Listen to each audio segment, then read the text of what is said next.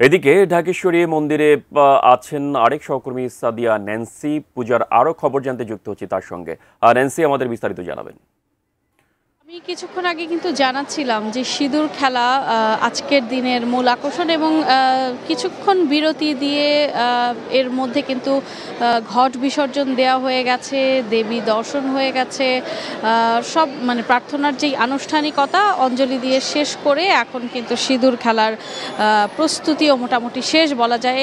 আর অল্প কিছুক্ষণের মধ্যেই আসলে সিঁদুর খেলা শুরু হবে। ইতিমধ্যে আপনি নিশ্চয়ই দেখতে পাচ্ছেন আমার পেছনে প্রতিমার যে পর্দা দিয়ে ঢেকে দেওয়া হয়েছিল সেটি কিন্তু সরিয়ে দেওয়া হয়েছে এবং ভক্ত যারা ছিল, যেহেতু সকালে জনসমাগম একটু কম ছিল, ভক্তরা কম এসেছেন, কিন্তু এই যে বেলা বাড়ার সঙ্গে সঙ্গে কিন্তু ধর্মীয় আচার রীতিগুলো যেরকম আমরা পালন করতে দেখেছি, তেমনি আনুষ্ঠানিকতা শেষ করে এই যে সিঁদুর খেলায় অংশ নিতে কিন্তু নানা প্রান্ত থেকে আসলে ভক্তরা এসেছেন এবং দেবীকে একদম শেষ দিকে এসে একটু দেবী দর্শন কিংবা দেবীর পায়ে সিঁদুর ছোঁয়ানোর যেই বিষয়, সেটি কিন্তু ভক্তরা সেটির জন্য কিন্তু ভক্তরা ইতিমধ্যেই মণ্ডপে চলে এসেছেন এবং এখানে যারা কর্তৃপক্ষ আছেন, অর্থাৎ ঢাকেশ্বরী কর্তৃপক্ষ আছেন মন্দিরের যারা, তারা কিন্তু ভক্তরা যেন নির্বিঘ্নে সিঁদুর খেলা অংশ নিতে পারেন এবং তাদের যেই রীতি, আপনি জানেন যে মায়ের পায়ে সিঁদুর ছুঁয়ে তারপর সেটি স্বামীর মঙ্গল কামনায় নিজের কপালে ছোঁয়ানো হয়। এই যে তাদের নিয়ম বা রীতি, সেই বিষয়গুলো যেন নির্বিঘ্নে ভক্তরা করতে পারেন, সেই নারীদের জন্য কিন্তু সেই ব্যবস্থা ঢাকেশ্বরী মন্দির থেকে করে দেওয়া হয়েছে। এবং এই সিঁদুর খেলার পরে কিন্তু আরও কিছু আনুষ্ঠানিকতা আছে। সেই আনুষ্ঠানিকতার পর দুপুর ৩টা নাগাদ দেবী বিসর্জন দেয়া হবে।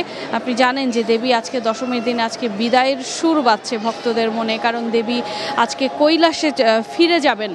এবং আরও একটি বিষয় জানিয়ে রাখি, এই যে ঢাকেশ্বরী মন্দির, এই ঢাকেশ্বরী মন্দিরের মূল যে প্রতিমাটি আসলে দেখছেন, এটি কিন্তু মূলত বিসর্জন দেয়া হয় না, কারণ এটি যেহেতু একটি জাতীয় মন্দির এবং সারা বছরই এই জায়গায় প্রার্থনার জন্য ভক্তরা আসেন, তাই এই প্রতিমাটি কিন্তু রেখে দেয়া হয় এবং এটির প্রতীকী স্বরূপ যেই নবপত্রিকা অর্থাৎ কলাবউ প্রতিষ্ঠিত হয়েছে, সেটি কিন্তু বিসর্জন দেয়া হয় এবং এটি দুপুরের নাগাদ 2:30 থেকে 3টার মধ্যে হয়তো ঢাকেশ্বরী মন্দির থেকে নিয়ে যাওয়া হবে এবং বিসর্জন দেওয়া হবে। এর আগে যত আনুষ্ঠানিকতা, সিঁদুর খেলা বা পরবর্তীতে একদম শেষ সময়ে এসে দেবীর কাছে প্রার্থনা করা, সেটি কিন্তু আসলে চলবে দুপুর পর্যন্ত। এবং আমরা কিন্তু ভক্তদের সঙ্গে কথা বলছিলাম, তারা বলছেন যে এবার সবচেয়ে গুরুত্বপূর্ণ বিষয় যেটি তাদের কাছে প্রকাশ পেয়েছে, সেটি হচ্ছে যে প্রতি বছর একরকম অনাকাঙ্ক্ষিত অনেক ঘটনার খবরাখবর আমরা পাই, কিন্তু এবার সেটির পরিমাণ হয়তো খুবই কম ছিল এবং তারা কিন্তু নির্বিঘ্নে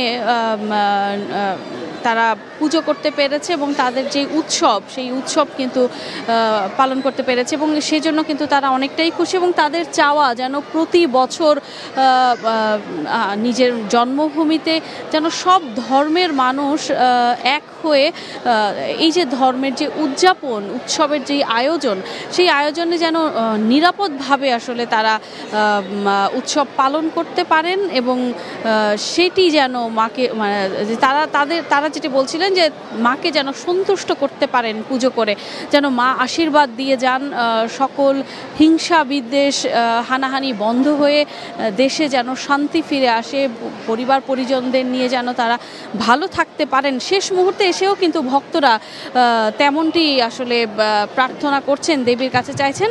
হয়তো আর কিছুক্ষণ পরেই শুরু হয়ে যাবে সিঁদুর খেলা এবং আপনি নিশ্চয়ই দেখতে পাচ্ছেন লাইন ধরে যারা নারীরা আছেন, তারা কিন্তু লাইন ধরে দেবী দুর্গার পায়ে সিঁদুর ছোঁয়ানোর জন্য একটি লম্বা লাইন করা হয়েছে। তারা হয়তো সুশৃঙ্খলভাবেই সেই সিঁদুর ছুঁয়ে এসে পরবর্তীতে হয়তো একটা রঙিন আবহাওয়া আমরা দেখাতে পারবো আপনার মাধ্যমে দর্শকদের। সেই পর্যন্ত আপাতত ঢাকেশ্বরী মন্দির থেকে এই ছিল আমার কাছে দশমীর সবশেষ খবরাখবর। মেহেদী।